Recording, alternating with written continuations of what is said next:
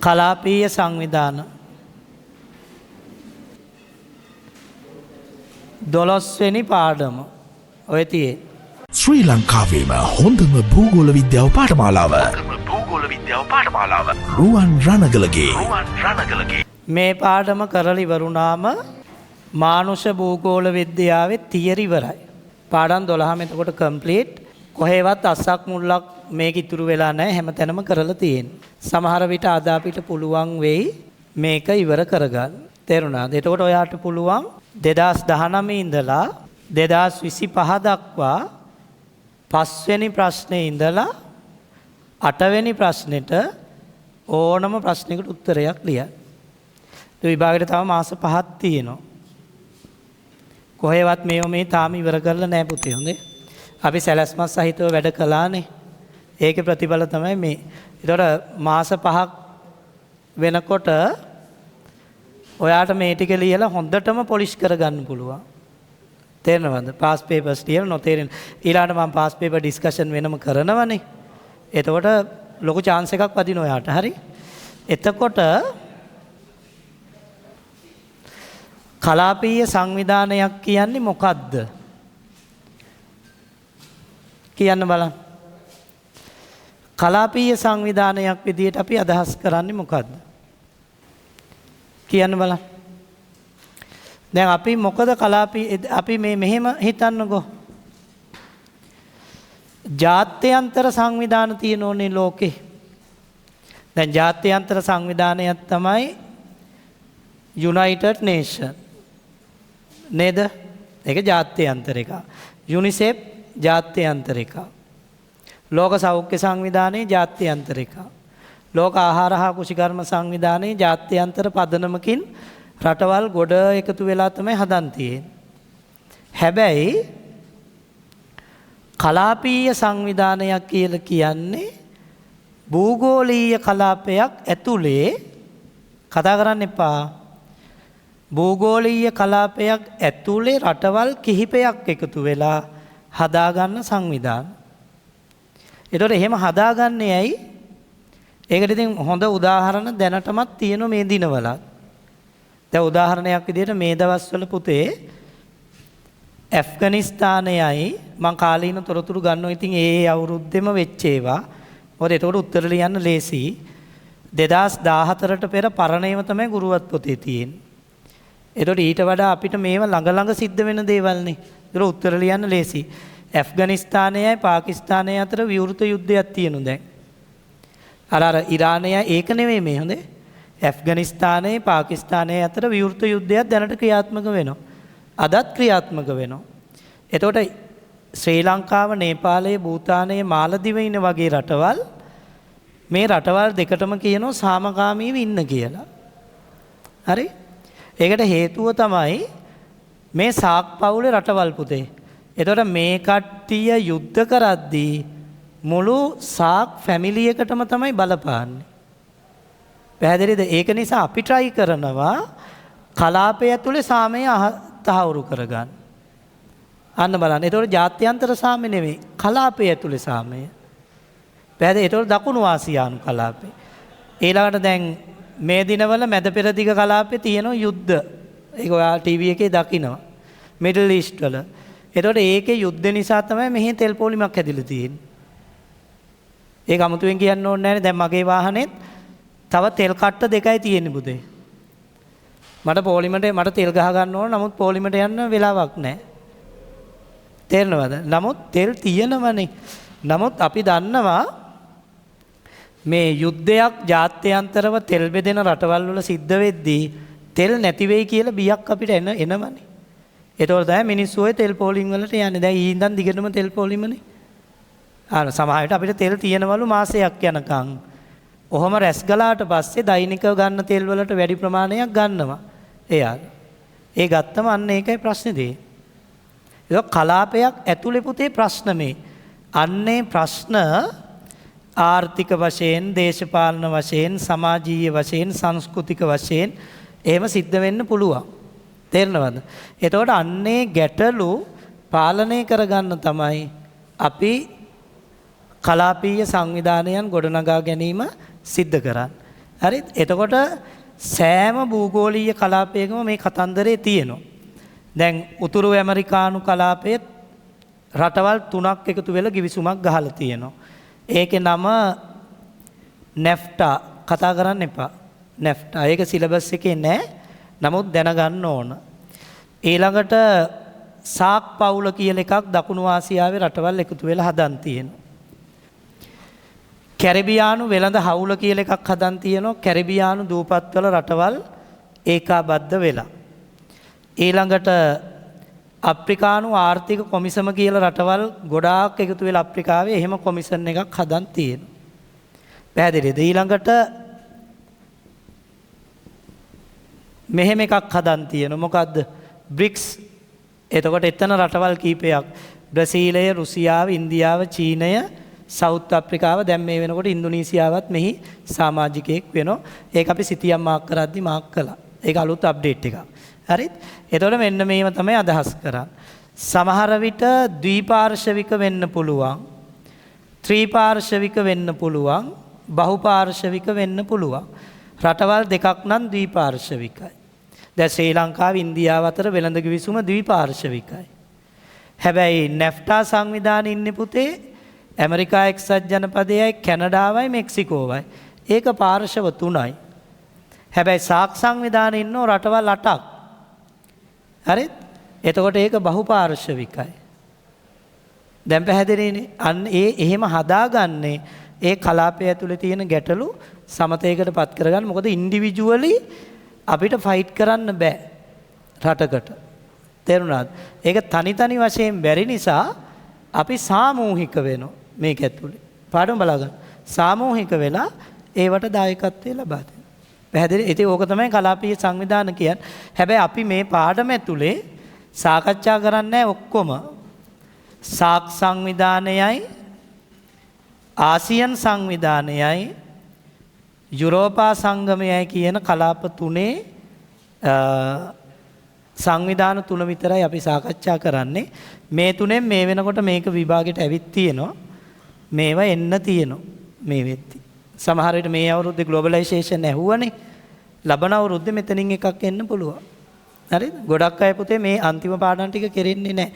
දැන් මම අර සෙකන්ඩ් සයි ආපු ළමයින්ගෙන් ඇහුවන් එයාලට මේව කරලා නැහැ. ඒතකොට ඒවයින් ඇහුවන් ලියා ගන්න බෑ. මුල් පාඩම් ටික හැමින් ඇදලා අන්තිමට කරගන්න බැරි වෙනවනේ. ඒතකොට මේවයින් එනවා. ඉතින් මේ පාර ගෝලීයකරණයෙන් ඇහුවනේ. පැහැදිලිවම මේ ගිය අවුරුද්දේ බහුජාතික සමාගම් වලින් ඇහුවා. එහෙනම් මේ අවුරුද්දේ අපිට මේක බලාපොරොත්තු වෙන්න පුළුවන් නේ. මේ යන විදියට ඇයි මේක අහලා තියෙනවා මේක අහලා තියෙනවා. මේක විතරයි ඉතුරු අන්තිම පාඩම් වලින්. නේ සමහර විට එන්න පුළුවන්. අමාරු නෑ හැබැයි. කටපාඩම් කෙරිල්ලක් තියෙන හිතලා ලියන්න බෑ සංවිධාන. මොකද එයාලගේ අභිමතාර්ථයන් හිතලා ලියන්න බෑනේ. එතන ටිකක් පාඩම් කරගන්න වෙනවා මේකට. දැන් එන්න සාක් සංවිධානෙට කතා කරන්න එපා පුතේ. සාක් සංවිධානය මේක මේ ඔය කතාව නවත්තන්න. මේක අවබෝධයෙන් උත්තර දෙන්න පුළුවන් ඒවත් තියෙනවා කටපාඩම් කරගන්න ඕන ඒවත් තියෙනවා. සාක් සංවිධානය ආරම්භ වෙන්නේ 1985 දෙසැම්බර් මාසේ 8 වෙනිදා. ඔයා මේ දෙක මතක තියාගන්න ඕනේ නැහැ මේක මතක තියාගන්න. හරිද? සාක් සංවිධානය ආරම්භ වන රට කියන්න බංගලාදේශය. මේව MCQ පාස් පේපර්ස් බලන්නකෝ. MCQ ඇවිත් තියෙනවා මේවා. නගරය තමයි මොකද්ද පුතේ? ඩකා නගරය. මේකේ මූලස්ථානයේ තියෙන්නේ නේපාලය කියන රටේ. නගරය තමයි කත්මණ්ඩු. හරිද? මේ බේසික්ම නොලෙජ් මතක තියාගන්න. මේව ලියනකොට නම් ඇත්තටම වැදගත් වෙන්නේ නැහැ. කවදාවත් ප්‍රශ්නික අහන්නේ නැහැ. සාක් සංවිධානය ආරම්භ වූ වර්ෂය නම් කරන්න කියලා. මේ වෙන්නේ MCQ වල විතරයි. පැහැදිලිද? මේව තමයි පුතේ වරදින්නේ. මොකද විභාගෙට දෙනකොට මේ කට්ටිය අපි අන්දලා දෙන්නේ. ඔහොම දෙනෝ එකක්. තේරුණාද? එතකොට අර එක වගේ උත්තරනේ. අර මතකයිනේ 24 පේපර් එක ඔයාලා ලිව්වනේ. 24 25 පේපර් එක එක වගේ උත්තර නිසා වරද්දන සම්භාවිතාව වැඩි. ටියුට් එක නැති අය ඉල්ල ගන්න. හරිද? එතකොට කටවල් ඇරලා කියන්න සාක්ෂි සංවිධානයේ ආරම්භ වෙන අවුරුද්ද මදි පුතේ මදි. හයියෙන් කියන්න ඕන. 1985 දෙසැම්බර් මාසේ 8. සාක්ෂි සංවිධානයේ ආරම්භ වන රට නගරය එහි මූලස්ථානය නගරය ඇහෙන්නේ කත්මණ්ඩු. ආයෙ කියන සාක්ෂි සංවිධානය පටන් ගන්නේ කවද්ද? දෙසැම්බර් මාසේ 8 වෙනිදා. කොහේදීද? බංගලාදේශය ඩකා නගරෙදී. එහි මූලස්ථානය නේපාලයේ කත්මණ්ඩු. පැහැදිලිද? අහන් ලියා ගන්න ඕනේ නැහැ. ඔක්කොම පිළිවෙලට දෙනවා.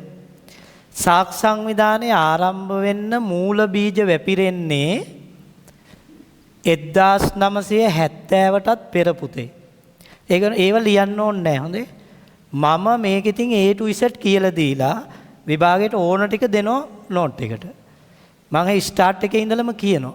සහ ගුරුවත් පොතේ තියෙන්නේ 2014 ඉඳලා මම 26 වෙනිදා 26 වෙනකන් සිදුවීම් මම මේක ඇතුලේ කියනවා යාට. අප්ඩේට් වෙන්න ඕන. මේවා එහෙම අහන්නේ පුතේ. හරි? මේවා එහෙම අහන්නේ. දැන් ඇෆ්ගනිස්තානයේ යුද්ධයක් තියෙනවා. ඒක සාක්ෂි සංවිධානයේ ප්‍රශ්නයක්. ඒක ගුරුවත් පොතේ නැහැ. හැබැයි ඒක අපි ලියන්න ඕන. මාකින් එකට එනවා. හරිද? ඒව අනිවාර්යෙන් දැනගන්න ඕන. දැන් ඔය යුරෝපන් යූනියන් එක උගන්වනකොට ගුරුවත් පොත ලියන්නේ 2014 නේ. එක්සත් රාජධානිය ඉවත් වෙනවා පුතේ. UK. ඒ ඉවත් වෙච්ච එක ගුරුවත් පොතේ නැහැ. හැබැයි ඉවත් වෙච්ච එක මාකින් එකේ තියෙනවා. එතකොට අපි ඒක මොකද එයා අයින් වෙන්නේ 2020 දී. තේරෙනවද? ඒ නිසා අප්ඩේට් වෙන්නම ඕන මේ වයිදී. නැත්තම් බෑ. අර චීනය එකට තිබිලා දැන් ඉන්දියාව එකට තියෙනවා වගේ.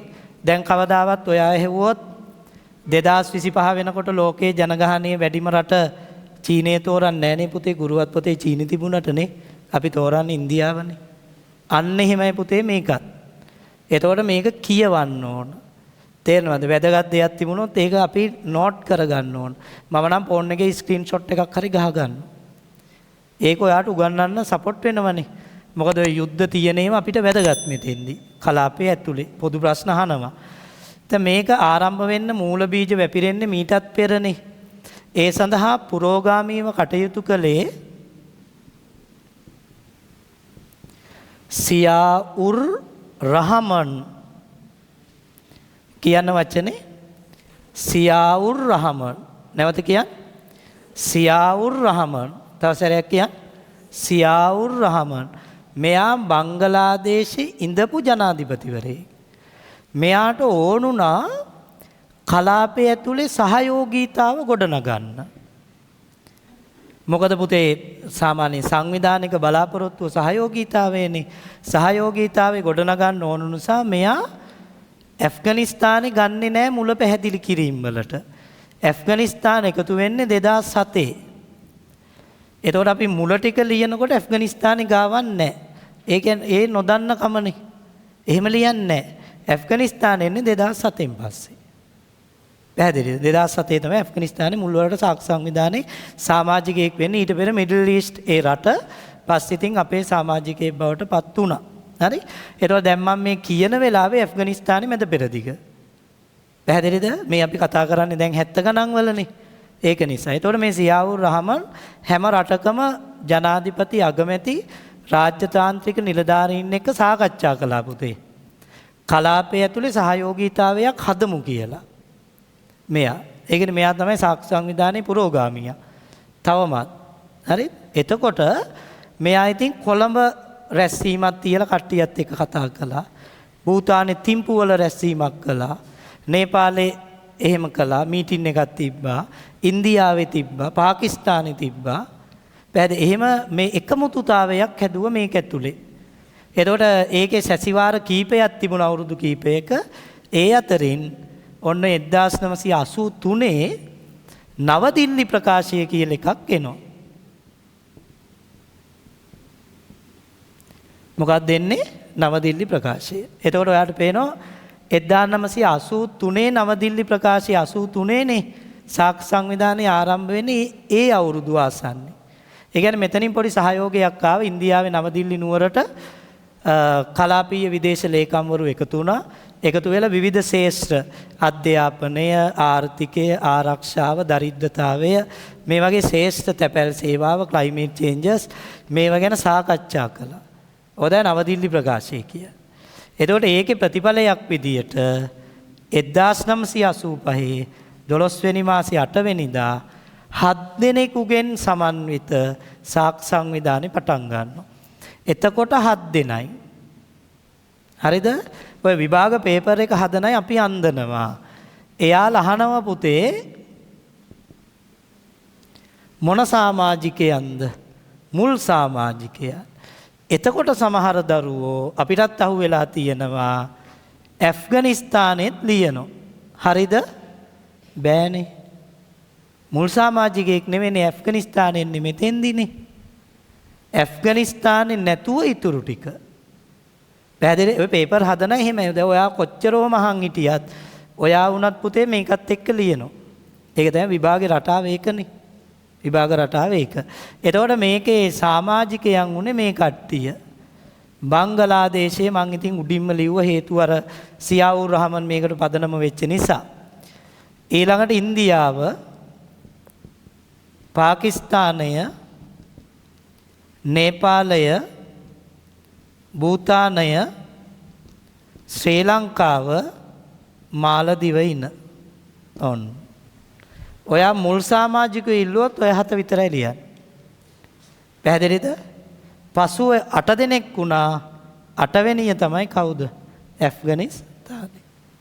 දැන් තේරෙනවනේ. හොඳට මතක තියාගන්න. හරිද? එහෙනම් මට නැවත කියන්න. සාක්ෂි සංවිධානය ආරම්භ කරන්නේ කොහේදීද? බංගලාදේශයේ ඩකා නගරේ. කවද්ද අවුරුද්ද? 1985. කවුද පුරෝගාමී පුද්ගලයා? සියාවුර් රහමන්. එයා කොහේ එක්කෙනෙක්ද? එයා කොහේ එක්කෙනෙක්ද? බංගලාදේශේ. මොන ප්‍රකාශයෙන්ද ආරම්භ වෙන්න පදනම වැටෙන්නේ? නවදිල්ලි ප්‍රකාශයෙන්. නවදිල්ලි ප්‍රකාශය කොහෙද තිබුණේ? ඉන්දියාවේ නවදිල්ලිය කියන ප්‍රදේශේ. එතකොට සාක්ෂි සංවිධානයේ මුල් සමාජිකයෝ කී දෙනෙක් හිටියද? කතා කරන්න පුතේ. 7 දෙනයි. කවුද 7 දෙනා? බංගලාදේශය, ඉන්දියාව, පාකිස්තානය, නේපාලය, භූතානය, ශ්‍රී ලංකාව, මාලදිවයින. කවුද පස් එකතු වුනේ? ඇෆ්ගනිස්තානය. එයත් එක්ක කී දෙනෙක් ඉන්නවද වර්තමානයේ? ඇෆ්ගනිස්තානය එකතු වෙන්නේ මොන අවුරුද්දේ? 2007. ඔය ඔක්කොම MCQ. මෙන්න මේක විතරක් එන්න පුළුවන් මැප් මාකින් වලට. පැහැදිලිනේ? ඒතකොට පාස් පේපර්ස් වල මේක ඇවිත් තියෙනවා. මුල් සමාජිකයන් නම් කරා. මේක තමයි නම් කරන්නේ. පැහැදිලිද? ඇෆ්ගනිස්තානයේ හලනෝ එතකොට. ඊළඟට ඇෆ්ගනිස්තානෙ එන්නේ 8 වෙනියෙක් විදියට. දැන් පැහැදිලිනේ? එතකොට සාක්ෂි සංවිධානයේ වර්තමාන සමාජිකයෝ උත්තර දෙන්න. 8 දෙනයි. 1985 දී සමාජිකයෝ 7 දෙනා. පැහැදිලි නේද? හරි. පොතේ සාක්ෂි සංවිධානයේ අරමුණු හා කාර්යභාරය කතා කරන්න එපා. කටපාඩම් කරන්න වෙන්නේ. හිතලා ලියන්න බෑ. දැන් අරමුණක් හිතලා ලියන්න පුළුවන්ද? බැහැනේ. කතාව නවත්තන්න. එකක් තමයි දරිද්‍රතාවය පාලනය. ඒක මං රතු පාට බ්ලවුස් එක පාඩම හදන්න. දරිද්‍රතාවය කිව්වම අහන් ඉන්න. දැන් මේවට කරුණු නෑනේ. මං කරුණු ගන්න විදිය මේ කියන්නේ. ඔයාට මතකද ජනසංඛ්‍යාව පාඩම අපිට වෙන්න ඕන. ඒකේ ඉගෙනුවනේ දරිද්‍රතාවයෙන් පෙළෙන ප්‍රධාන ප්‍රදේශ දෙක. මොකද්ද? සහෙල් කලාපයයි දකුණු ආසියාවයි. අන්න මේක අයින් කළා. ඒක වැඩක් නෑනේ දැන්. එහෙනම් දකුණු ආසියාව මෙතෙන්ට සෙට් වෙනවනේ. අන්න බලන්න. එතකොට ඒකේ තියෙන්නේ 2015 වෙනකොට දරිද්‍රතාවයෙන් පෙළෙන පිරිස මිලියන 232යි කියලා. අපි ඒක උතෙන්ට ලියන්න ඕනේ නැහැ. ඕනනම් ලියන්නත් පුළුවන් වර්තමානයේ මෙහෙමයි තියෙන්නේ කියලා. හැබැයි ලෝකේ ජනගහනයේ වැඩිම කලාපය සවුත් ඒසියා. සාමාන්‍යයෙන් මිලියන 2000ක් ඉන්නවා පුතේ. මිලියන 2000ක් කියන්නේ බිලියන 2ක්. බිලියන 2ක් කියන්නේ මුළු ලෝකෙම ඉන්නේ බිලියන 8යි. ඉතින් මම බිලියන 8න් බිලියන 2ක් ඉන්නවා කිව්වම් පට්ට ක්‍රවුඩ් එකක් නේ. ඒක ලංකාවේ ඔය අතර ඉන්නේ මිලියන 22යි. ඉන්දියාවේ විතරක් ඉන්නවා මිලියන 1500ක්. මිලියන 1500ක් ඉන්නවා. තේරෙනවද? මිලියන 1450යි ගිය අවුරුද්දට උඩින් අවුරුද්ද වෙද්දී. දැන් මිලියන 1500ක් වෙලානේ. අනිවාර්යෙන් ඉන්දියාවේ වාර්ෂික දරුවෝ උපත් ප්‍රමාණය මිලියන 20යි. එච්චර උපදිනෝ ඉන්දියාවේ. අපේ ළමයි හදන්නෙත් නැහැ දැන්. මම ඔය FB එකේ පෝස්ට් එකක් ෂෙයා කරගත්තා මේ සිරසෙන් දාපු තරුණයන්ගේ මේ දරුවන් නිර්මාණය කිරීමේ ක්‍රියාකාරීත්වය ගැන ඔවුන් හිතන්නේ නැහැ කියලා ළමයි හදන්න. හැබැයි එන්න මහලු අය වැඩි වෙනවා අපේ රටේ. ඒ නිසා අපේ රටේ දරිද්‍රතාවය පිළිබඳ ප්‍රශ්නයක් නැහැ. ඒ වුණාට ඉන්දියාව, බංගලාදේශ, පාකිස්තානයේ ওই ප්‍රශ්නේ තියෙනවා. මිලියන 1500ක් විතර ඉන්න ප්‍රදේශයක දරිද්‍රතාව නැත්තම් තමයි පුදුමේ. පැහැදිලිද? මිලියන 1500ක් කියන්නේ නේ. එතකොට මේ ඉන්දියාවේ විතරක් ඊටු ටික ඔක්කොම එකතු කරාම ඉතින් මිලියන 2000ක් ඇදෙනවනේ. ඔතන නේ ලොකු ක්‍රවුඩ් එකක් මේක. ඉතින් ওই ක්‍රවුඩ් එක පාලනය කරන්න පට්ටම අමාරුයි. තේරෙනවද? මාරම අමාරුයි පිරිසත් එක්ක. ඒ නිසා දරිද්‍රතාව පාලනය කරන්න කටයුතු කළා මේ කට්ටිය. ජනතාවගේ ජීවන මට්ටම උසස් කරන්න පුතේ. ඒ කියන්නේ පොඩ්ඩක් ආර්ථිකයෙන්, සමාජයෙන්, සංස්කෘතියෙන්, දේශපාලනයෙන් උසස් වපසරියක් හදන්න සාක්ෂි සංවිධානයේ අරමුණක් කොට ගත්තා. ඒතකොට ඒව හිතලා ලියන්න බෑ. ඔයා පිළිවෙලක් ඕනේ අනිවාර්යෙන් මේව පාඩම් කරගන්න. මේ පාර ආවොත් ලියන්න. ඊළඟට මේ කලාපයේ ඇතුලේ පුතේ ත්‍රස්තවාදී ගැටලුවක් තිබුණනේ. ත්‍රස්තවාදී ගැටලුවක් තිබුණා. දැනට නැති ත්‍රස්ත කණ්ඩායමක් මෙතෙන්ට ලියන්න පුළුවන්. ඒ ත්‍රස්ත කණ්ඩායම තමයි LTT එක. LTT එක තිබුණේ ශ්‍රී ලංකාවේ. හැබැයි සාක් රටවල් වලට LTT එක බලපෑවා. ලෝකේ භයානකම ත්‍රස්ත කණ්ඩායම LTT සංවිධානය. ලෝකේ ISIS නෙමේ. LTT එක නැති වුණාම තමයි ISIS. අපේ රටේ තිබිච්ච එක තමයි ලෝකේ බල සම්පන්න හා භයානකම ත්‍රස්ත කණ්ඩායම. තේරුණා? එතකොට ඒක තමයි අපි 2009 5 වෙනි මාසේ 18 වෙනිදා නැති කළා දැම්මේ. ඒක සාක් පවුලටම හොඳයි පුතේ. මොකද ඉන්දියාවේ රාජ්‍ය නිලධාරීනොත් LTT එක ඝාතනය කළා. අපේ රටේ විතරක් නෙමෙයි. හරි? අන්න ඒ නිසා ත්‍රස්තවාදය පාලනය කරා. ඊළඟට මේ පැත්තේ තියෙන මුස්ලිම් අන්තවාදයක්. හරි? මුස්ලිම් අන්තවාදයේ මම දැක්ක මේ දිනවල කියවන්න පුතේ. මේ මාර වැදගත් ග්ලෝබලයිසේෂන් මේ ගෝලීයකරණයේ කලාපීය සංවිධාන වලට පට්ට වැදගත් මේ දවස්වල නිවුස් MCQ ඒවි හෝමස් සමුද්‍ර සංධිය එහෙමනේ ගොඩක් දුරට එන්න පුළුවන්. ඒවනේ කතා වෙන දේවල් තමයි අහන්නේ. හරි? එතකොට මේ මම දැක්ක ඉරානය ඇෆ්ගනිස්තානය ඊශ්‍රායලය එකතු වෙලා ඉරානයට ප්‍රහාරයක් එල්ල කරලා අර කමෙනි කියන පුද්ගලයා මරලා දානවනේ. ඇතුළු විශාල කණ්ඩායමක් මැරෙනවනේ. ඉස්කෝලේකට ගහලා බාලිකාවියෝ 100ක්ද කොහෙද මැරිලා තිබුණේ? නේ? ඒත් ඉතින් ඔයාලා වගේ ඉස්කෝලේකට ගැහුවා වගේනේ. ඒ කට්ටිය මුස්ලිම්ද කවුද කියලා දාලා නෑනේ. ඒ කට්ටිය අන්තවාදී නෑනේ. අර සෙට් එකනේ. ඔතෙන්ට වෙන්නේ කලාපය ඇතුලේ සාමය පිරිහිලා. ඒ මිඩල් ඊස්ට් වල සාමය පිරිහිලා තියෙන්නේ දැන්. හරිද? බර්ච් කලීෆා වලට ආවනේ ඩ්‍රෝන් එකක්. ඒක බොහොම ළඟ තමයි පිපිරුවේ. නැත්තම් බර්ච් කලීෆා වල වදිනෝ. එතකොට ටුවරිසම් වලට කොච්චර බලපානවද? නේ? හිතන්නකෝ. ඒ කලාපය ඇතුලේ සාමයක් තියෙන්න ඕන. එතකොට අර ත්‍රස්තවාදයේ තියෙනකොට සාමය නැති වෙනවා. ඔන්න ඕක තමයි වෙන්නේ. LTT එක තියෙදි අපිට සාමයක් නැහැ. හැමද බස් එකේ දැන් මට මතකයිනේ. මම 2007 කැම්පස් 2008 A level ලියලා 2007 කැම්පස් ගියේ 2008 2012 තමයි මම අවුට් උනේ. ඔය 2008 2009 මම කැම්පස් ගියානේ ගෙදර ඉඳලා. හැමදාම බස් එක නවත්තනෝ දරුවෝ ස්ථාන 3කවත්. ඔක්කොම වස්සනෝ බස් එකේ. හැම බෑග් එකක්ම බලනවා. තේරුණා? මම ගොඩක් දුරට යන්නේ මා කඳුරෙන් 2:00 බස් එකේ උදේ. එතකොට නිින්දක් දාගෙන යන්න පුළුවන් නේ. දෙහිවල ගුවන් පාලම ළඟින් බහිනකොට උදේ 6 විතර වෙනවා. ඔය අතර බස් එක ස්ථාන 3කවත් නවත්තනවා. නවත්තලා චෙක් කරනවා.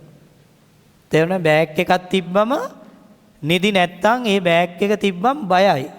ඔය බෑග් එකේ මොකද්ද තියෙන්නේ කියලා ඒ දවස්වල බයයි. ක්ලේමෝ එකක් වෙන්න පුළුවන්. ඇයි නුගේගොඩ හන්දියේ ක්ලේමෝ එකක් පිපුරුවේ? තේරුණා? නුගේගොඩ හන්දියේ ක්ලේමෝ නෝ ලිමිට් එක ළඟ. ඔයා ගියොත් බලන්න නෝ ලිමිට් එක තාමත් එතන තියෙනවා. නෝ ලිමිට් එක ඉස්සරහා තමයි ක්ලේමෝ බෝම්බ පිපුරුවේ. එතනින් තා පොඩ්ඩක් ඉස්සරහින් තව එකක් තියලා තිබුණේ. ප්‍රභාකර. ඒ මොකෝ? අපේ අයගේ හැසිරීම ඒ අධ්‍යයනය කරලා තියෙන්නේ. ඒ කියන්නේ ක්ලේමෝ එක පිපුරුවනේ. පිපුරුවන් පුතේ ඔතෙන්ට සෙට් වෙනෝනේ අපි. ඊට පස්සේ ඊළඟ එක පුපුරුවා. අන්න එහෙම තමයි. ඒකනේ හරි කුරුරුයි කියන්නේ. මේ ක්ලේමෝ එක අහුණා. හැබැයි කලින් එක පිපුරුවා. ඔතොම ඒ දවස්වල ඔයාට ඕක දැනුන්නේ නැති වුණාට. තේරුණා 2009 18 වෙනි 9 වෙනි 2009 5 වෙනි මාසේ 18 වෙනිදායින් පස්සේ තමයි ඔය ප්‍රශ්න ටික නැති වුණේ. ඒ රටේ ලංකාවේ හොඳේ. දැන් ඉන්දියාවේ තාමත් තියෙනවා. අල් කයිඩා ප්‍රශ්නේ ඇෆ්ගනිස්තානේ මේක අනිවාර්යෙන් ලියන්න. සාක් සංවිධානයේ ඇතුලේ ත්‍රස්තවාදීන් පාලනය කරන රටක් තියෙනවා පුතේ. ඒ රට තමයි ඇෆ්ගනිස්තානේ. ඒක මේ ප්‍රජාතන්ත්‍රවාදී පාලනයක් නෙමෙයි. ඒව ත්‍රස්තවාදීන් පාලනය කරන්නේ. ඇෆ්ගනිස්තානේ විතරයි ත්‍රස්තවාදීන් පාලනය කරන රට. එතකොට මාර අවුලක් තියෙනෝනේ. ඒ කියන්නේ අසල්වාසී ගෙදර ත්‍රස්තවාදීන් වගේ සීන් එකක් මේ තියෙන්නේ. පැහැදිලිද? ඊළඟට ඔයා ඕනනම් ඩේටා සර්ච් කරලා බලන්න. මම පාඩමට එනකොට මම ওই ටික බලන්න එන්නේ. ලෝකෙත් ත්‍රස්ත කණ්ඩායම් වැඩිපුරම ඒකරාශී වන රට තමයි බර්කිනා ෆාසෝ. බර්කිනා ෆාසෝ කියන්නේ අප්‍රිකානු රටක්. දෙවනි රට තමයි පුතේ පාකිස්තානේ. ත්‍රස්ත කණ්ඩායම් වැඩි ඉන්නේ. පාකිස්තානය කියන්නේ අපේ සමාජික රටක්. අන්න බලන්නකො ප්‍රශ්න. ඒකයි මම කිව්වේ දැනුම ඕන පුතේ. හොඳේ. පාකිස්තාන ඊළඟට ඇෆ්ගනිස්තානේ කෙලින්ම ත්‍රස්ත කණ්ඩායම පාලනය කරා. ඇෆ්ගනිස්තානේ කාන්තාවෝ ලියපු පොත් කියවන්න බෑ. කාන්තාවන්ට ඉගෙන ගන්න බෑ. කාන්තාවන්ට කැම්පස් යන්න බෑ. පිරිමින්ට විතරයි කැම්පස් යන්න පුළුවන්. කාන්තාවෝ ලියපු පොත් කියවන්න බෑ. ඇෆ්ගනිස්තානේ. එතකොට හිතන්නකො සාමකාමී රටක්ද කියලා.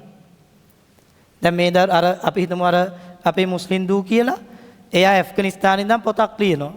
එයාගේ පොත ඇෆ්ගනිස්තානේ කට්ටියට කියවන්න බෑ. පොත් ප්‍රධාන වශයෙන් මූලික පොත් 100 ගාණක් පිච්චුවා. එයාලා. පිරිමි ලියපු පොත් කියවන්න පුළුවන්. ඉතින් අපි මේ සාක් පවුල දරුවෝ. සාක් පවුලේ අන්න එහෙම අවුලකුත් තියෙනවා. ඇෆ්ගනිස්තානේ. දැන් තේරෙනවනේ ඒ වර්තමාන පසුබිම හොඳේ. වර්තමාන පසුබිම.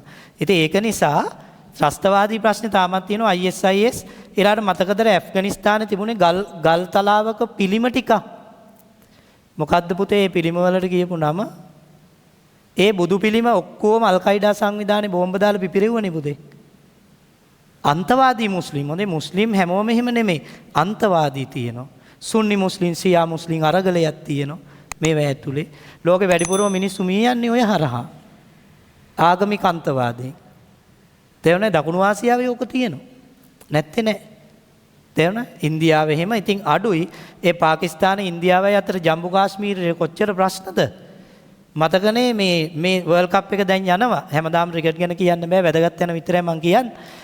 මේ ඉන්දියාවේ සෙල්ලම් කරන එක මැච් එකකටවත් පාකිස්තානේ ආවද? නෑනේ නේ. ආවේ නෑ. එයාලා කිව්වේ ලංකාවේ සෙල්ලම් කරන්න ඕන කියලා. ලංකාවේ එහෙම අන්තවාදයක් නෑ. තේරෙනවද? ලංකාවේ එහෙම මුස්ලිම් සිංහල කියලා එහෙම ભેදයක් නෑ. එයාලා කැමති ලංකාවේ ප්ලේ කරන්න. එයාලා ඉන්දියාවට යන්න කැමති නෑ. ඊළඟට පාකිස්තානයේ හිටපු අගමැති ඉම්රාන් ඛාන්. එයා මේ වෙනකොට සිරකඳුවරක ඉන්නේ. එයාගේ මේ එක ඇහැක් අන්තිමම මට්ටමටම තමයි ඒ කියන්නේ පෙනීම ඉතාම දුර්වලයි එයාගේ. ඊට පස්සේ එයා රෝහලට ගෙනිච්චම එයා කිව්වලු මෙහෙම මගේ ඇස් දෙක අන්ධ වෙන එක හොඳයි අමුවේ පාකිස්තාන ඉන්දියාවට යටත් වෙනව බලනවට වඩා කියලා. අන්න එච්චර එකක් තියෙන. මේ ළඟ සති දෙකයි ওই සිද්ධියට.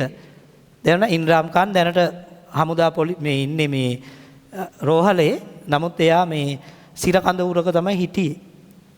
ඉන්ද්‍රාම් ඛාන්. ඒ වගේ අලුත් අගමැතිපත් උනේ. හරි. එතකොට මේ පාකිස්තාන ඉන්දියාවත් එක්ක වෛරයි, ඉන්දියාව පාකිස්තානෙත් එක්ක වෛරයි අර ජම්බු කාශ්මීර අර්බුදයට. ඔක තියෙන්නේ. අර ඉන්දියාව මේ ළඟදී අසික්කිත වැඩක් කරන්න හැදුවේ. ඒ තමයි පාකිස්තානයට වතුර යන ගඟේ මුල තියෙන ඉන්දියාවේ. අග තමයි පාකිස්තානේ තියෙන්නේ. ඒ ගඟ වහන්න හැදුවේ.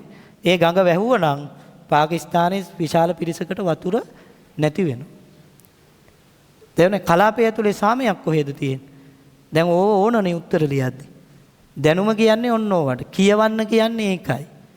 තේරෙනවද? දැන් මටත් මේ හැම එකම ගුරුවත් පොතේ නෑ පුතේ. ගුරුවත් පොතේ තියෙන්නේ 14න් පසු සිදුවීම්නේ. පෙර සිදුවීම්. දැන් ඔය ඔක්කොම මම බලලා පාඩමට එනකොට අපි ඕව එකතු කරනවා. තේරුණා? එහෙම නැතුව මේක උගන්වන්න බෑනේ. අලුත් තොරතුරු තියෙන්න ඕනේ. එතකොට යාවත් කාලීන පිළිතුරක් හදන්න පුළුවන්. එතකොට ඔන්න එහෙනම් ද්‍රස්තවාදය පාලනය කරන්න. LTT පාලනය කළා. ඉතින් අනිත් ඒවා තාම නැහැ. හෙමින් කරගෙන යනවා. ඊළඟට මේ කලාපයේ ඇතුලේ පුතේ අහගෙන ඉන්න. ආහාර සුරක්ෂිතතාවයක් ඇති කරන්න. ආහාර සුරක්ෂිතතාවය කියන්නේ හැමෝටම කෑම ගන්න පුළුවන් වගේ සීන් එකක් නේ. මම උගන්වලා ඇති මේක. ඒක දීර්ඝ කාලීනව මම කියන්න යන්නේ නැහැ.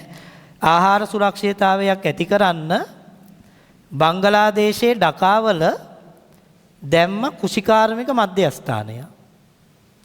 ආහාර සංචිතයක් පිහිටෙව්වා බංගලාදේශේ.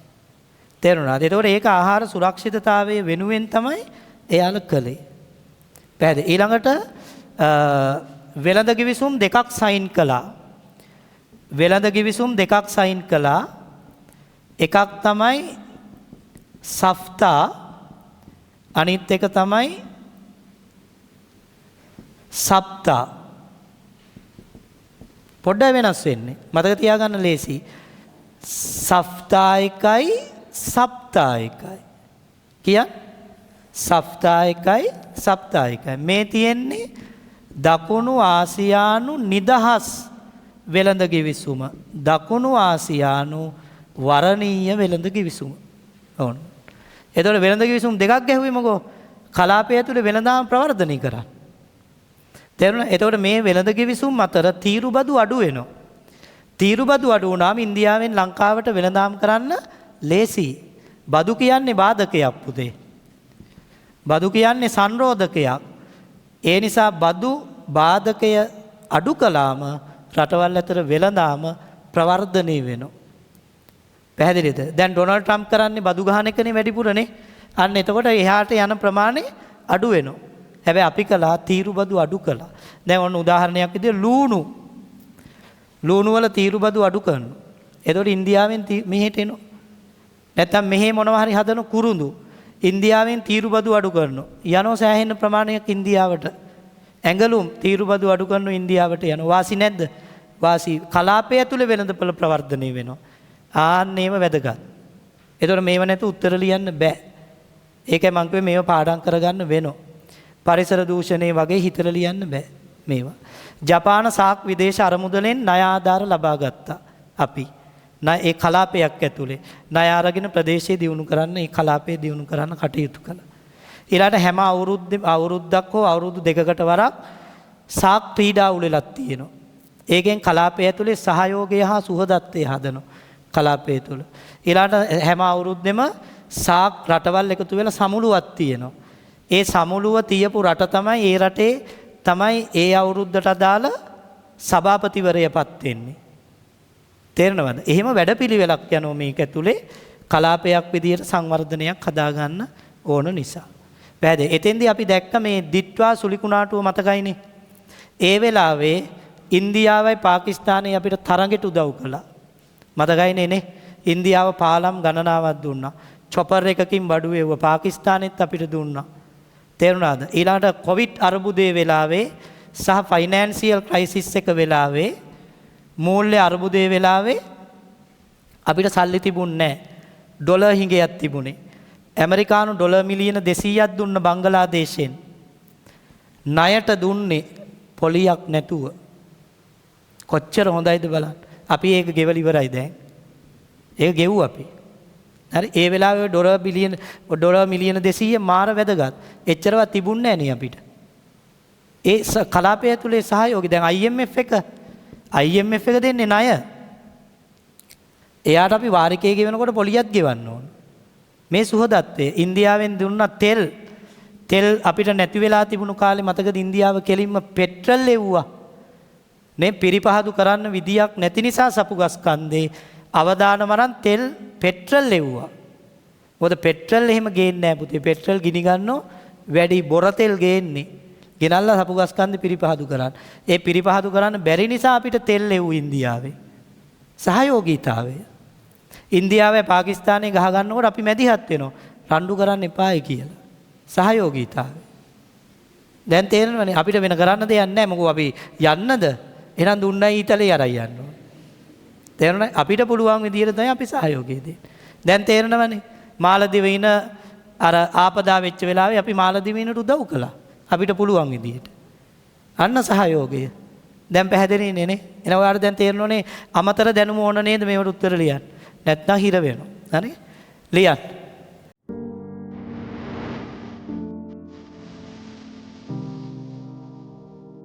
තාක්ෂණය කවුරු මතද තීරණය වෙන්නේ?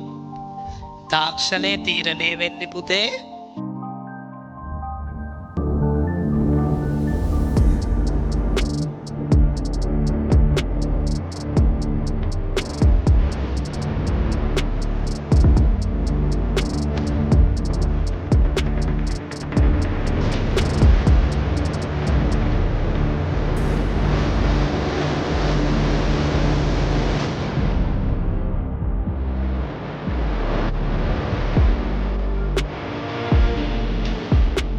excuse me අද මේ රුවන් සෑකරන සම්මන්ත්‍රණය ගැන ඔයාට මොකද්ද කියන්න තියෙන්නේ? ජියෝග්‍රෆි කියන්නේ ප්‍රායෝගික සබ්ජෙක්ට් එකක්.